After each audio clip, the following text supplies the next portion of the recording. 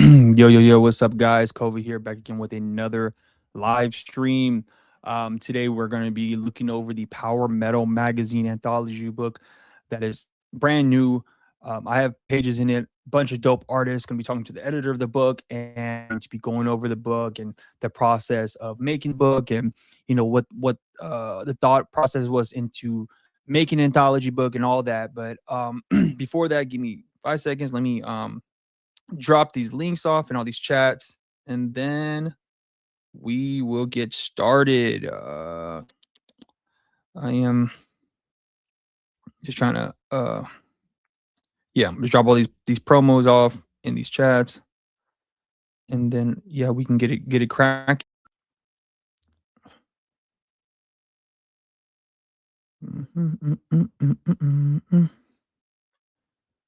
We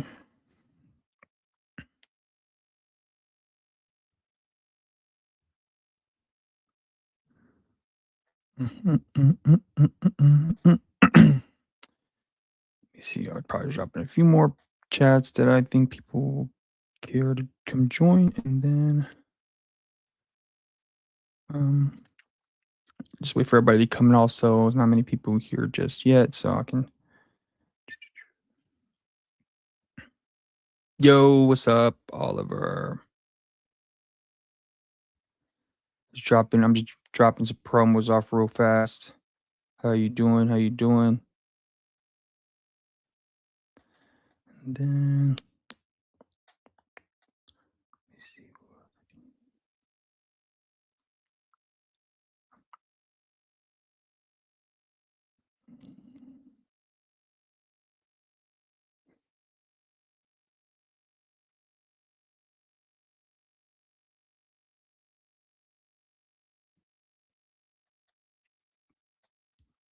all right, and I think that's it. All right.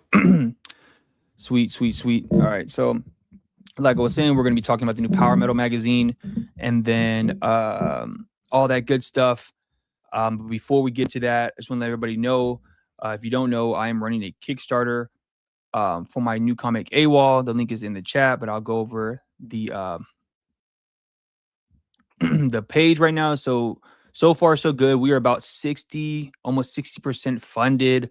I got 26 backers, $855, doing freaking dope. This is a book completely done, 160 pages. All I need is the funds just to print the books and then get them to your hands. This is the cover for the book, and these are all the chapter covers that I made for the book as well. Got a bunch of different color artists to color them, and they're all freaking dope. This is the newest one I just got back from the colorist. Shout out Tevo for doing the colors on this piece. He also did the cover on the colors on the main cover as well. Super duper sick. And I also got a bunch of dope variant covers. So this is my cover with the full trade dress on it. Colors by Tevo again. This is a cover by Kevin Tran. I did the colors actually on this piece. It's actually my first time really coloring anything, and I think it came out pretty sick. Kevin Tran is super dope. This is a cover from Anthony Haddix, another dope cover. He's a super dope artist. He did the colors and everything on here. Super sick. And then this one is from Ryan Webb. Super dope. Super like 90s manga feel. I think he knocked it out of the park with this piece. And yeah, so these are the tier list. We got digital backing. You get my cover. You can get any of the variant covers. Each variant cover, each physical backing will come with a digital copy as well. And you can also get a discounted price if you buy all 4 physical covers, and then as well you can get an original piece of art, which also comes with the book as well. Some of the add-ons, you can pretty much get any of the bibliography from the AWOL Comics line. So my Nobody Safe bootleg comic, my Tit for Tat comic, which is my horror comic, Troll Call, which is an anthology book I did with a lot of people from the group, and the newest book that we did and is Dragon Ball Z Grand Design, which I'm also going to be giving out during as an add-on as well. So any of these ones add-ons are available. Here are some of the pages. I worked really hard. I redrew some pages from the original first issue, and I just had such a great time just doing this book. I got it done in such a timely manner. It's about 160 pages. It's action-packed manga, hype, and just fighting, and just I don't know how much to hype it up, but if you guys can help me get this book funded, we were literally almost there. I would really appreciate it. And here's some of the stretch goals. If we can get there, I got a sticker pack that I have that I will be giving out to everybody if we can get to the $1,700 mark. We're going to do the Kevin Tran sticker, the logo, AWOL logo sticker, and then a Chibi Stokely sticker as well. So we can get to that. And then if we get to $2,000, everybody will get a complimentary copy of Power Metal, which is actually the topic of today's stream. So without further ado, again, the link for that is in the chat. I'm going to be bringing on the editor of Power Metal, and we're going to talk all things Power Metal while also looking through some of the magazine as well. All right. Yo. What's up, Danny? Hey, man. What's up? You good? Can you hear me well? My mic's working? Yeah, I can hear you. You can hear me? Yeah, cool.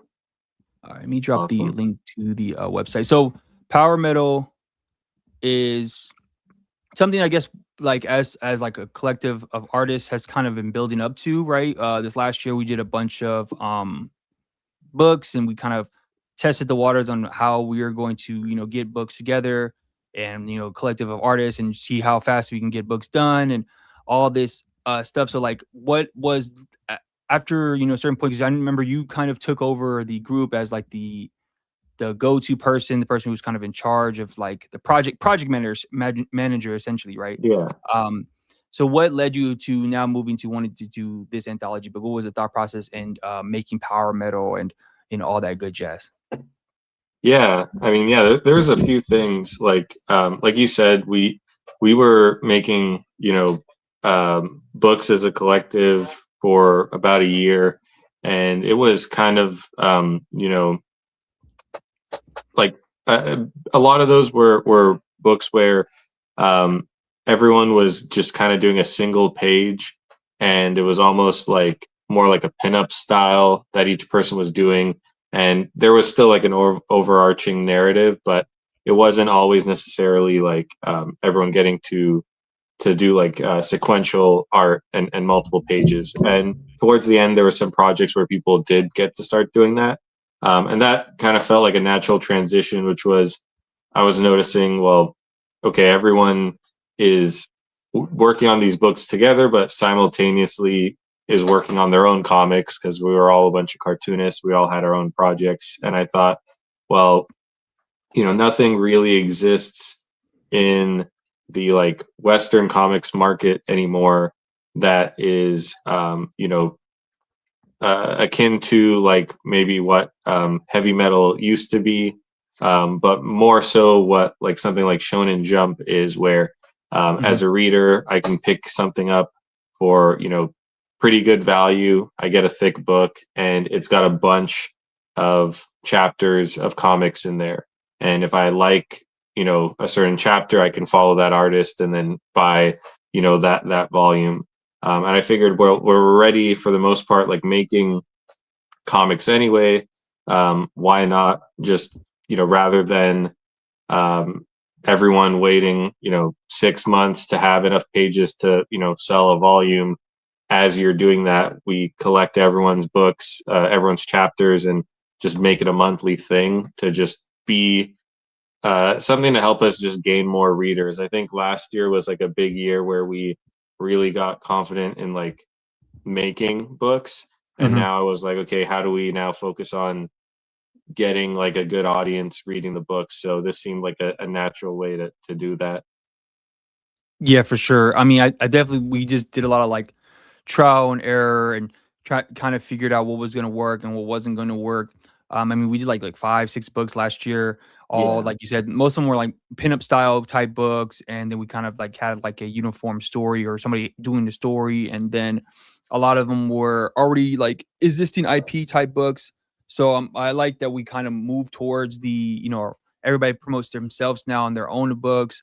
I think it kind of adds another level to just kind of everybody kind of eating off everybody, and building off of everybody as well, right? Where you have multiple people in the books, and some people might be more popular than other people, some people might be more talented than other people, but if we all kind of come together and do the work in building up this IP, this book, we all could level up. Like, was it top tides raise up all the boats, whatever. I Yeah. forgot the phrases, but you know, Rising so like, tides raise all yeah, ships. Yeah. yeah.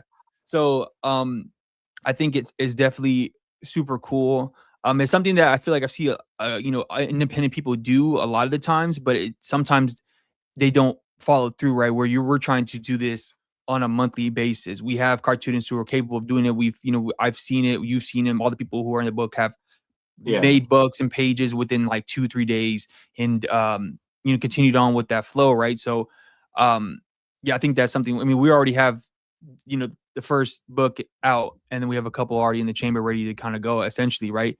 Yeah. So, like, all right, I'm gonna bring the book up, and then we could talk about that. We can continue talking while I show the book to the audience. But Yeah.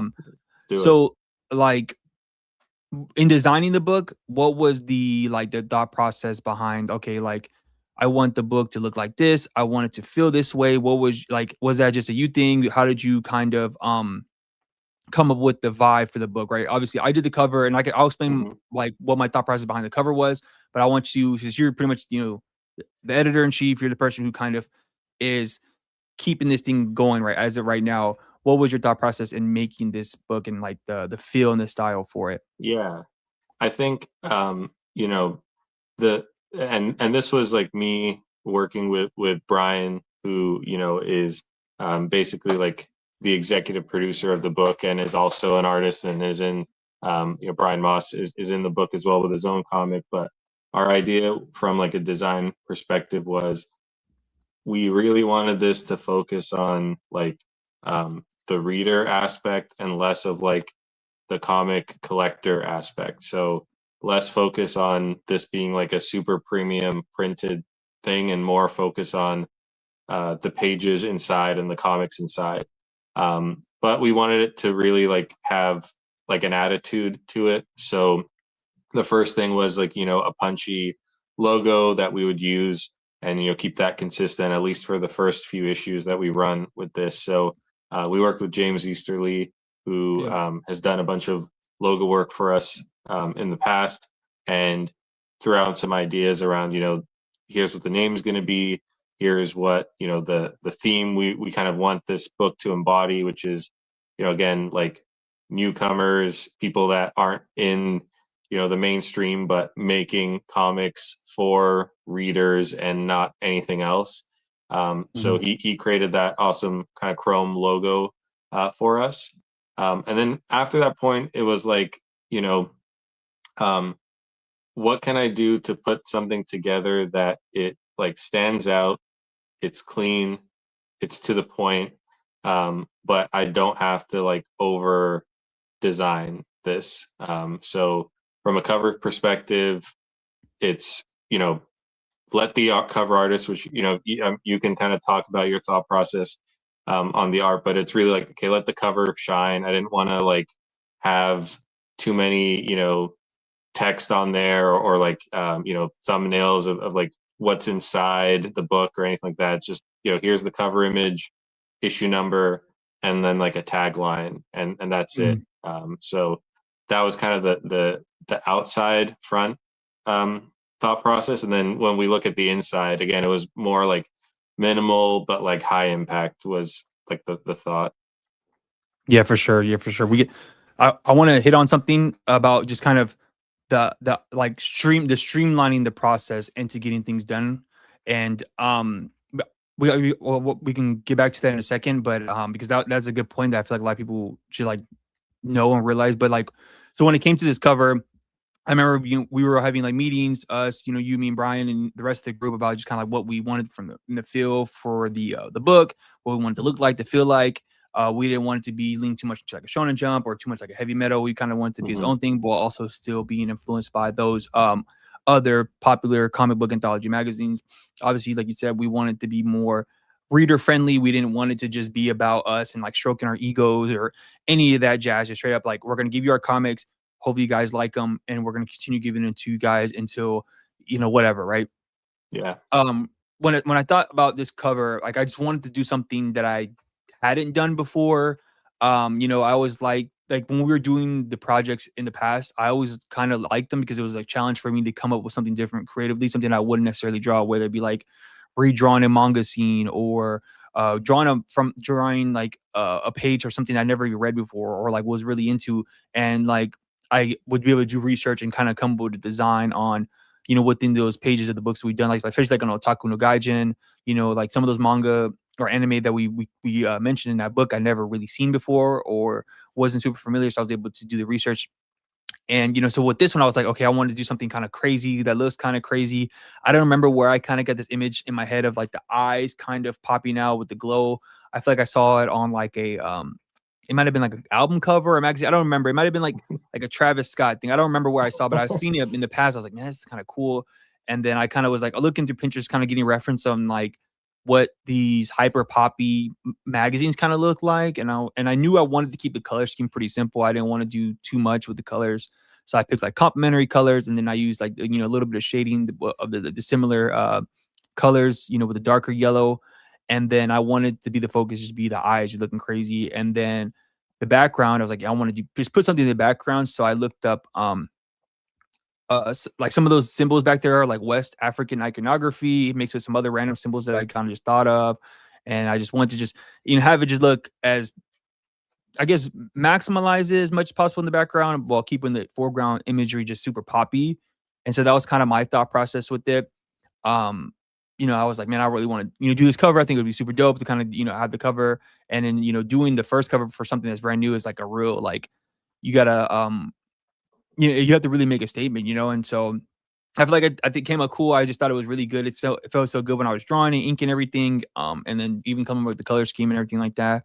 So yeah, I think, when I was hearing the stuff you guys are seeing and like looking at all the other things that kind of influenced it, I think it came out the way I liked it, and I really, really like it.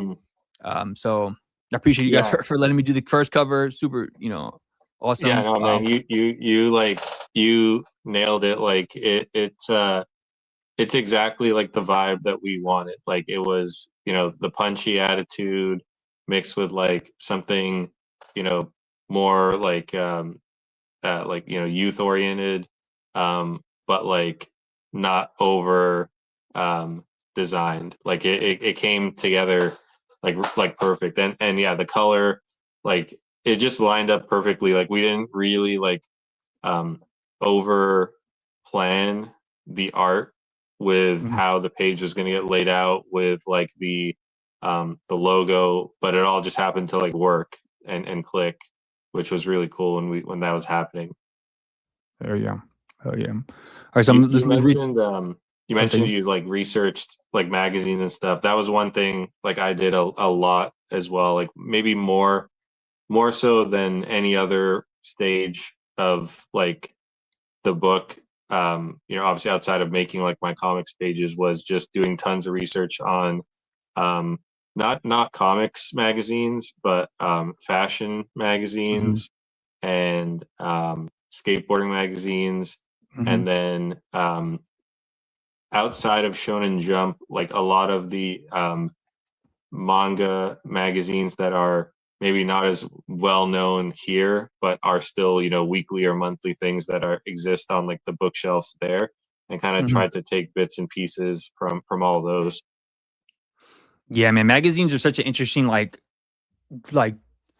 diversion from like designing a comic book, whereas like you could either do like the maximize the page, like Shonen Jump, they put so much shit on the front cover. They put all this text, they put all these images, they put thumbnails, they'll put, main image, but then there's other magazines like fashion or poppy magazines that might be a little bit more downplayed or just hyper focused on one image. Even like sports magazines, right? They'll focus on like the player, and then they'll have the, obviously the article Hmm. titles and stuff like that. And so you really have to wrap your mind around what you want on the cover without doing too much, but then also you don't want to undersell it.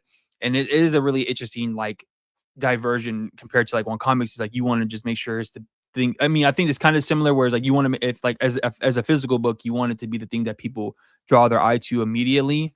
Yeah. But like back in the day, like you look at the old comic books, they had a lot of the text stuff on the cover. Nowadays, it's like there's just the cover art, and then they'll have the trade dress, and that's pretty much it.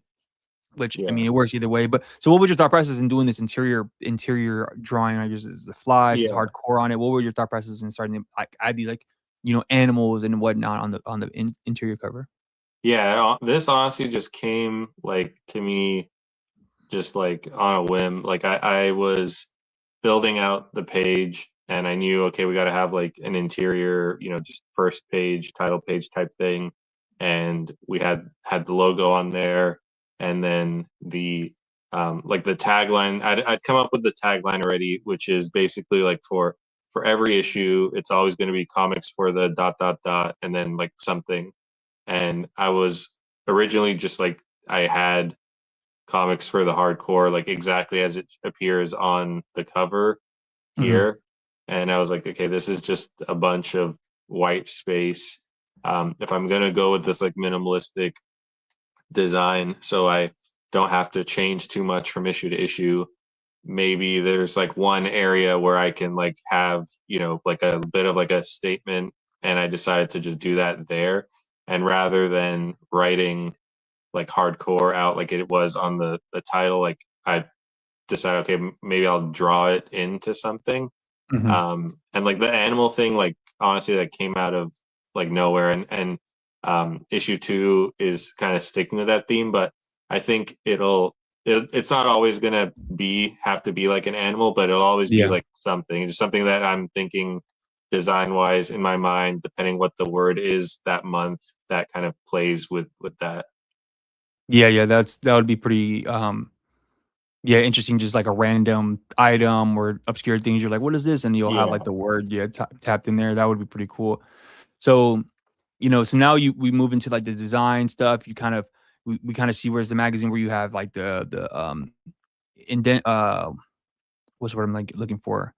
The credits and all that good Hmm. stuff, and then, all that, and then we have the credits for, the table of contents for all the books, so this is like, again, you were saying you just wanted to be really simple, really, Hmm. thorough, what kind of, like how did you come up with the idea, "Okay, like, well, um, I wanna keep everything simple, I don't wanna over design everything, I wanna just kind of, like, talk Yeah. about how important it is to kind of come up with a easy process in order to keep up the time requirement for everything, right? Like a through line for everything. Like I'm, pretty big on scheduling and kind of having everything in order to maintain a steady workflow. So how did you kind of come up with the okay, I want to have the workflow and keep it going, or this Yeah. works and this works? Like what was it? Was it like a trial and error? Especially like, when you're first starting something now, it's kind of trial and error.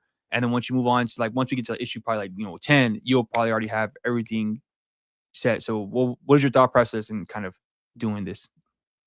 Yeah, like so a lot of this was in the research phase again when I was just looking up magazines and like deciding, okay, these are cool ideas that I like from here, but it's like simple and impactful. And then like in terms of like why I decided to go with, we could have gone the opposite route, and it could have been like we're doing heavy designs for this, and like there's going to be a long design period, and every issue is going to have like a really distinct feel.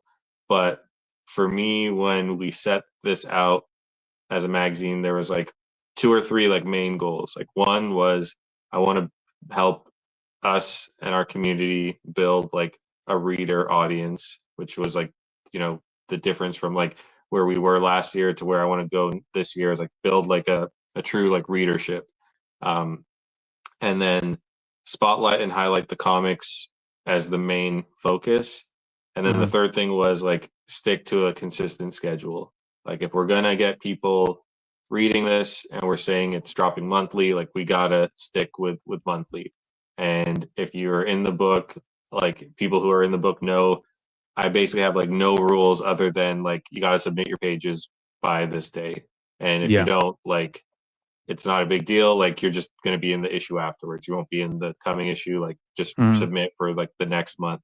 So, and I'm in the book with my own comic as well, and that's what takes up the most of my time. So I'm like, for this first issue, I just had to figure out. I'm not like I've designed, two books now, but that's about it. I'm not like a designer by any means. So it was really like, let me create something um, that I'll spend some time with it for this first issue. But once I like nail it down, for issue 2, 3, 4 and onwards, like I can just drop in the new pages. I don't have to really change anything, like, change the back matter, letters from the editor and the table of contents, but everything else is basically the same. That way, going forward from now, it's just focusing on the comics. That was like the goal always, was to kind of get something like that built out, because I really didn't want to like compromise the schedule. Maybe we may decide, some months we like skip because we do other side projects. Like maybe we do like a summer issue, so it's not exactly power metal. It's something like, in tangent with it, or like a Halloween issue, or we go like quarterly. But I wanted to make sure that like whatever we do, like we just stay consistent with it. And I didn't want to get bottlenecked on like design. Yeah, for sure. Yeah, I'm essentially kind of like that, the same with my process as far as like creating comics and doing like the YouTube. I've kind of streamlined, figuring out what works for me and what doesn't work, and that was also just like trial and error, seeing what other people do, seeing what works for them and what didn't work for them, and maybe something that didn't work for them might work for me, and then vice versa. And I think that's like the most important thing is just being consistent. Because like I said earlier, like I've seen tons of like comic book anthology books with like, a bunch of dope artists and stuff. And then they'll put out like one, maybe two books, and then they kind of fall off, or they won't meet their deadline that they set, and they kind of lose on the like the fan base or the audience that they could be potentially bringing up. Another important aspect about this book that people should know is that this book is actually free to download on the website, right? So like that is even easier like access for people just to go and they just want to read it, download it, read it, and then just call it a day. And I think that's really, really important right now, especially just for like what we're doing, because just giving it to people for free and they'll be able to just it's more accessible, right? You don't have to be worried about, a paywall or having to buy anything. And, you can just sign up for the book and then, really appreciate it. So what was the thought process of kind of doing it that way, right? We're going to, get the book for free, and then also have the artist be pretty much responsible for printing out and selling out the physical books if they so feel, if they want to, or whatever the case is. Yeah, like it all kind of tied back to like growing the readership. I didn't think, we like, personally for me as well, like I'm of the mindset, like if it's digital, like I would never want to charge for it, right? Like we live in like a world where you can read like comics on Instagram and on webtoons and stuff. I didn't necessarily want to like tie down to like a platform, and instead, we have it on our own website that we can fully control. But like, um, you know, there was more value in getting a consistent base of readers than like trying to make a bit of profit off like a digital copy. So that was like the focus. And then, giving everyone the files that's in the book to like print. I wanted it to like be, again, like a business card or a tool. Like if you're in the process of making your own comic and you've got, half the pages done, but let's say there's like a con or something going on and you want to take something, well, now you have this magazine that A, acts as something you can sell a physical copy of, and B, is promo for when you do eventually have all your pages ready to, to promote your own work, or you want to take it around to your community. Like that was a big thing as well, is, we're telling everyone, think outside of like the scope of comic shops and comic cons. Like take this to, your barber shop, take this to cafes, to libraries. Like there are a big part of like when I talk about like growing the readership was, I think, people always talk about comics is dying, or manga's taking over, and at the end of the day, it's like, guys, these are the same format. Like it's the same thing. It's just these are made in Japan and these are made here. And I think I've always been a believer that the direct market setup in North America was never going to last, and it probably hurt the comics industry more than helped it, because it really made everyone think of comics in the West as just superhero Marvel DC, because that's all that really dominated that space for the longest time. when go on Reddit r/comics, and you'll see like there's however many million people following to read like web strips, or Yeah. go to your local library and see how many kids are buying Scholastic comics. But the quote unquote like comics industry don't think of that as comics. And I was very much thinking, okay, like I want to tap into that. I want to make something that is for readers, not just for people that are like, going to comic shops and buying floppies, which I do that. Like I love it as well. But like I was like, we got to think beyond that, because we saw what happened with Diamond. We saw what's been going, kind of been leading to this. Like that model is just eventually just not going to sustain itself. I go to my comic store and it's like 80% Pokemon cards now. It's not even like comics. So Mhm. I truly believe the readership is there and it's growing. People are just going to the wrong place to try to get to them. Yeah, for sure. Like this is something I've noticed, right? With even like my movement into doing YouTube, right? That was another thing I did a lot of research on. I figured out, okay, like who are the people that are popular on YouTube and that are making comics, and how are they able to get people to want to read their comics or buy their comics, right? There's multiple different routes, multiple different people have done it. I've done multiple videos about it because it was a very interesting thing, because Mhm. when I first got back into making comics in this space, people were very much like, "Oh, I don't want to do marketing. I don't want to go online. I don't want to. I just wish it was just back in the day when you could just go to shows and show people your portfolio, send in your submissions, and which is a bunch of just bullshit. Was that's just a fantasy. That wasn't really a real thing to begin with, Yeah. anyways. Like, I mean, I can go on a whole tangent about just how how it was, but so what I was watching, I was watching people and seeing kind of what they were doing, and essentially I came to the conclusion, like there's people who make videos where they do tutorials and they're trying to teach artists how to read or make books, or they'll do, videos that are more orientated towards artists, and then like, oh yo, I'm also making a comic, pick it up, right? But then there's also people who will do videos that are more geared towards readers and like fans of comics, who and people are buyers, like, a big example, cartoonist kayfabe, right? Mhm. They were reading comics, bringing people who liked comics, and then they were saying, "Oh, by the way, I have a comic as well," Yeah. And then I saw that model, and I was like, "Okay, that makes more sense than." I like there are people who I saw who were doing the tutorial thing, and they were getting popular for for a finite time, but then after a while, you run out of stuff to teach people.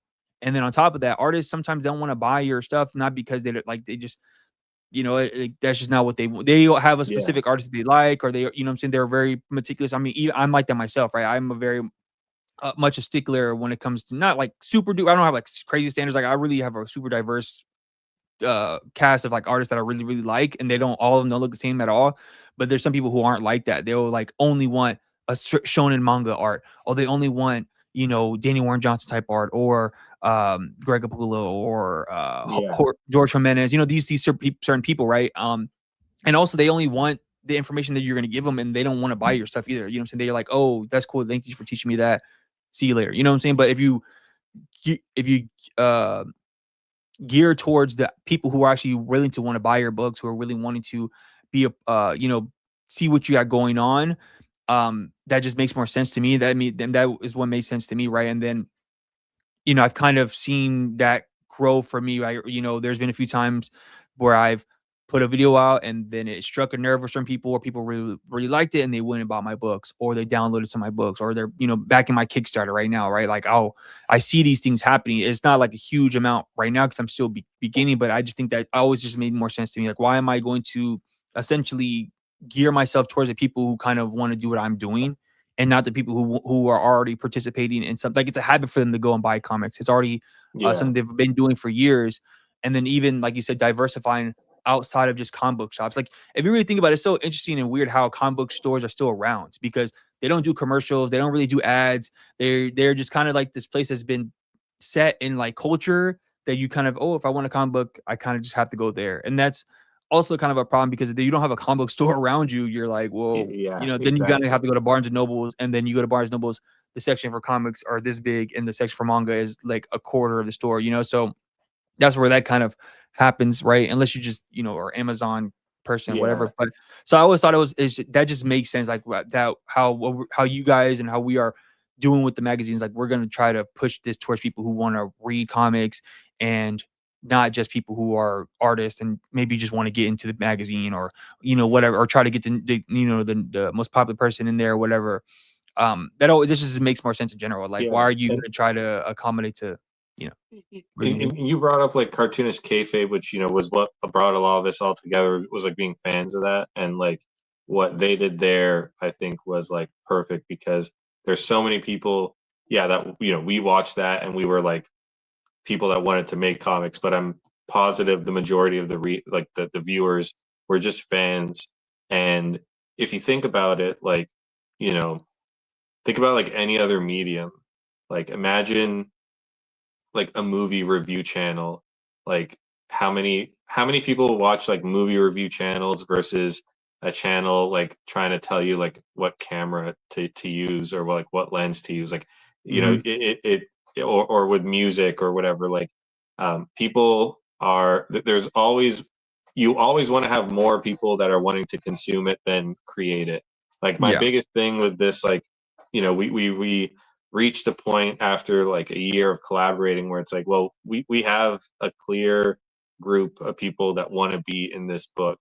If we just keep trying to make content to like cater to other creators, we're not going to get a readership. We're just going to get a list of people asking to like submit into the magazine, and it's like Yeah. we're not. That wasn't like the goal that we were aiming for. So like, yeah, what you did with the YouTube as well, because with your essays, like I look at the comments on them because I always find YouTube comments like hilarious, and like you can tell like it's like hardcore like opinionated fans. It's not Yeah, people for being sure. like, oh, the artist use these tools or whatever. Like it's just people that are coming from the fandom. So like Mhm. tapping into that, and yeah, like with what you mentioned about like the comic book stores and the Barnes and Nobles, and like yeah, like it is surprising that they survive. I think, a lot of people that run those stores do a good job in like, catering to their audience and the people that go there. But Mhm. like what I notice is like the um the people there are the same people that have probably been there for like the last decade or two or whatever. Like I don't always see new like young readers in the comic book stores. It's kind of intimidating if you've never shopped in a comic book store to go there. You have Yeah. to, there's this weird like you got to know, like somehow you have to know what book is coming out like 3 weeks earlier, or sorry, 3 months earlier, or whatever, so you can tell them to put it on like your pull list. And Mhm. it to me is like such a backwards like system. So like, if I was a new comic reader that wanted to buy like let's say like the absolute Batman annual, and I heard about it because everyone was talking about it on Instagram, and then you go into the store and they're like, oh sorry, like you had to have that on your like pull list Yeah. like 2 months Mhm. ago. It's like, what, like, you know what I Yeah, it is mean? kinda yeah, it's kinda fucked up. Yeah. And like I have kids that like are just getting into like reading, and they like Mhm. love comics, and the stuff that they read, you will never see that in a comic store. Like it's not catering to like the new readers, like the young readers. It's still catering to like the and I'm part of that group that it caters to, but it's catering to like the people that have been going there for a long time. So you know I would hope to see like that the stores change into something else, maybe be more like how bookstores operate, where they're Yeah. not, having to deal with like however Diamond set up the the distribution system. Um, in a perfect world, in my mind, it would be more like what you may see in like East Asia and in Europe, where there is no store for, well, there are stores for that, but to read like the latest comics, you're just picking them up anywhere, like a convenience store, or department stores, and then you go to those places for like the collected volume. Mhm.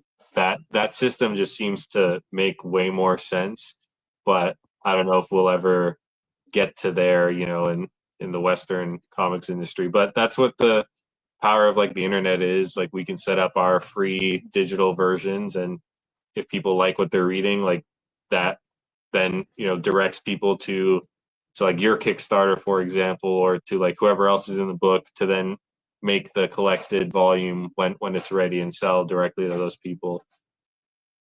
Yeah, for sure. I mean, yeah, it is a lot of weird different business practices. I mean, I've been to multiple different shops, and there's only been a few that I've seen that have been like on their business and know like how to set up their shop. Like one of the main ones I go here is pretty good at that, where they have like a kids section. They have the comics. They don't have any manga or anything in there. Yeah, I don't think he really fucks with those. But but he has like, and even like it's kind of split up in two stores where like all the magic and card stuff is on one side, and the other side is a comic book Yeah. store, right? So you don't even like there's like it took me a few times going to the store before I realized like, oh shit, there's the whole other half of the store is like painting supplies of like Warhammer, Magic Gathering, and Pokemon Yeah. and stuff like that. Like I was like, oh damn, I did so like and he's had the store for a long time. It's like a family thing, and he's like really smart and savvy. And then there's other shops that I've gone to where it's like a junkyard. You know what I'm saying? Like he's like, you don't even know what the fuck how to find stuff. Is all over the place. Right.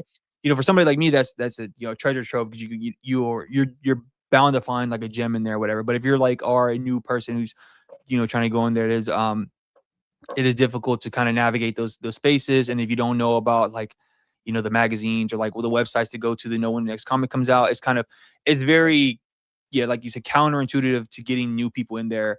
Most of the time it is probably people who have been going there for years. And then if there are kids in there, it's probably the kids of the people who have been going like same thing with you. My son is just starting to get into reading. I take him there all the time. He's used to me going there. So I'll take him and I'll get him a book or whatever. But that's pretty much it. Like there aren't like high school kids pulling up to the comic book shop. There Yeah. aren't middle school kids going there. And if they are, they're reading already online. And that is a medium that are like the American comic book system kind of flopped on with that. Where Shonen Jump, they stopped printing physical Shonen Jumps out here in America. They don't even send them to America or anything anymore. They just do the digital apps, and they only do the print medium, I think, in Japan still.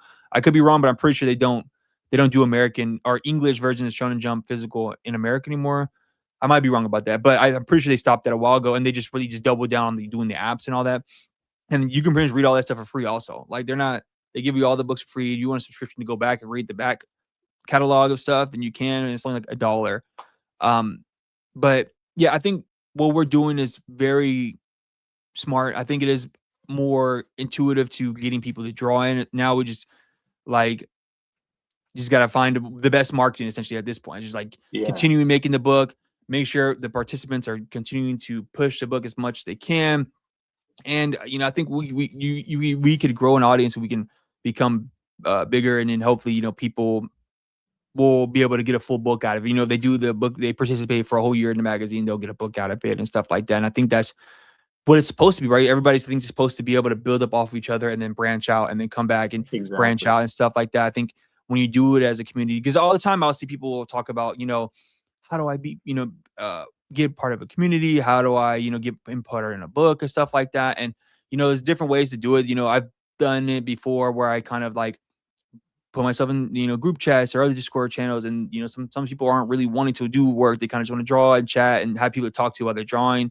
And then there's other people who want to make books, but may not understand project managing and kind of how to get these things together, how to keep people in line. Where I feel like we've, specifically like, you and, Devin, for example, have been able to grasp that concept of like project managing and stuff like that, where even myself, I don't know if I would be able to do that because I'm good at managing myself and maintaining my schedule and what I'm doing, with the YouTube and with the comics and all this stuff. But I don't know if I've even would be able to like just even work with one artist. Like, okay, I want to be the writer and have artists like that is something. So how have you been able to? I know if I asked you this earlier, but like wrap your head around like getting these projects done and just kind of feel like confident and just like continue on doing these things. Yeah. And with the I mean, magazine. like, in terms of like the project managing side of things, it was never like perfect, like all the way through with the books that we've done, but like everything typically ran pretty smooth. And we did I think we did like 5 or 6 books, like where I was like managing it, prior to the magazine. So I kind of got a system down, and like I do a lot of project and team management, like anyway, Okay. usually day to day for my work anyway. So the biggest thing for me was like, okay, like just we need to set up like a consistent place where we communicate. We need to set up like a consistent place where I'll like archive and collect everyone's work. And then at that point, it's like, hey, if you need to talk, like this is where you reach out to so that we can keep it all in one place. And, you know, you have to meet these deadlines. And usually I push the deadline a bit earlier so that if we have to bump it, like it doesn't actually compromise the book. So it's more of like a conservative deadline. And then, it helps as well now, that like, as much as I'm editing the magazine, I'm not editing the comics. Like Mhm.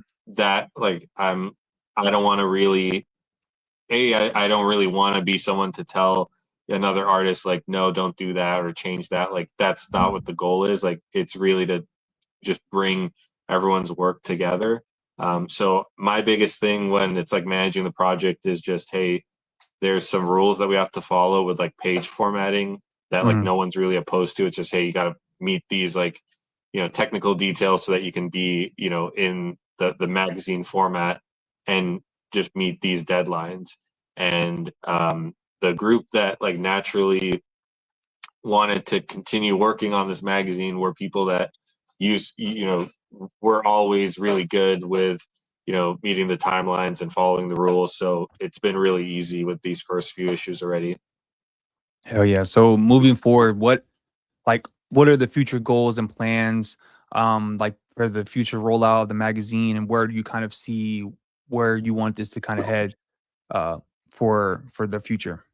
Yeah, I think the print version is coming soon, and that's probably going to be an area where we um, learn a bit more along the way.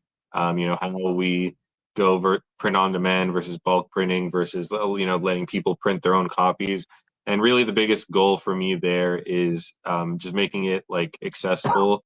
I don't want this to be something where the cost is too much, and that it doesn't make sense for people to print.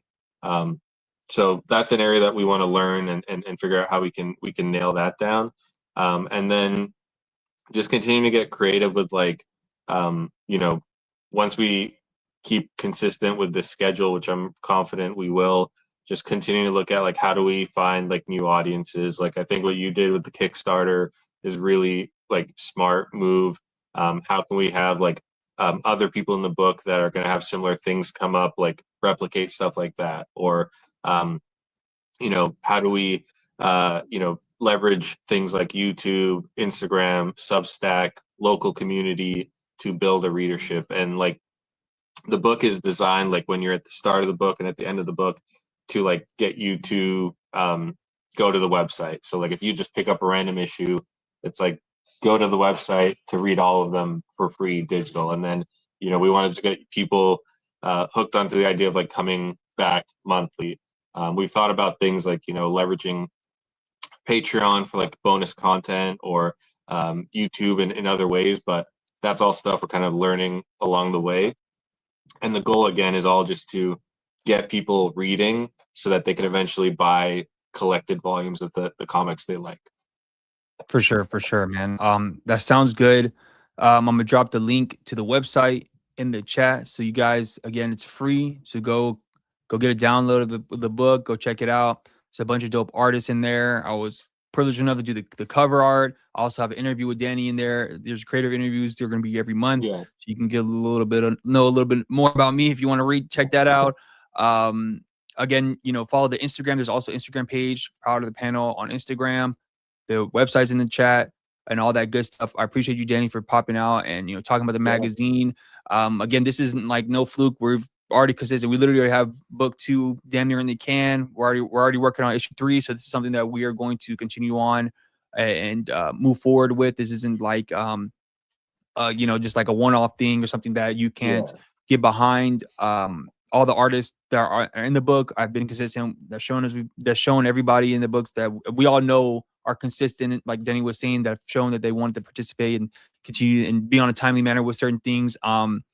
So yeah, so if you guys are in the chat, again, click the link to Power to the Panel, go get a download, and we would really appreciate it. All right, Danny, see you, man. Awesome. Thanks, Kova. All right, man. Thanks. Sweet. All right, man. That was super dope, man. Yeah, the magazine is super dope. It is really cool. Doing these projects, it is very important. I think it does help a lot with just building rapport amongst artists. Some people are, may not have even done these type of projects and stuff like that before. I mean, and then it's just good to get your name out there and stuff. Before I go, again, guys, I am running my Kickstarter for AWOL Volume 1. The Kickstarter is about 60% funded. So hopefully we can get funded by the end of this week. We'll see. But I appreciate everybody who's back so far. Everybody's checked out the page and shared the page. Excuse me. And we just have, it's already like literally done. It's 160 pages. It is action packed, high octane, a lot of, crazy stuff going on in the story. For those who backed the last campaign, I got the books done and printed essentially and mailed out immediately. Once I got them on my front doorstep, I mailed them out to everybody immediately. I had a great time making this book. Just a bunch of dope artists who've contributed to this book, as far as variant covers go. These are all available through the campaign.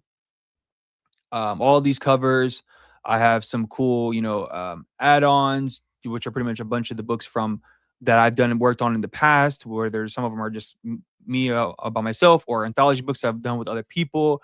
Also, as if we do get funded, we can start working towards the stretch goals, and the stretch goals are going to be a sticker pack, brand new stickers that are AWOL related. These would be the 3 stickers everybody would get, and also everybody will get a and if we get to $2,000, everybody will get a complimentary issue of Power Metal magazine. So if you can support, I would really, really appreciate it. This is a labor of love, something I worked on, really, really hard, and I really had also had a really great time making this book. So if you guys are able to, even if you can't support monetarily, if you can just give it a share, tell a friend to tell a friend, whatever, that goes a long way as well. I appreciate you guys for watching this chat. I'll be going live probably here in a couple of days or so. Might do like a drawing stream, or I've working with some different ideas of what I want to do on some of the future streams here in the near future. If you guys have any ideas, comment below on what you kind of want to see me do outside of just doing a drawing stream and just me just jawing off about whatever. Yeah, so shout out to Danny. Go to powermetal.com, go to powertothepanel.com, download the issue of Power Metal, click the link to my Kickstarter if you can support that. I'll see you guys next time. Peace.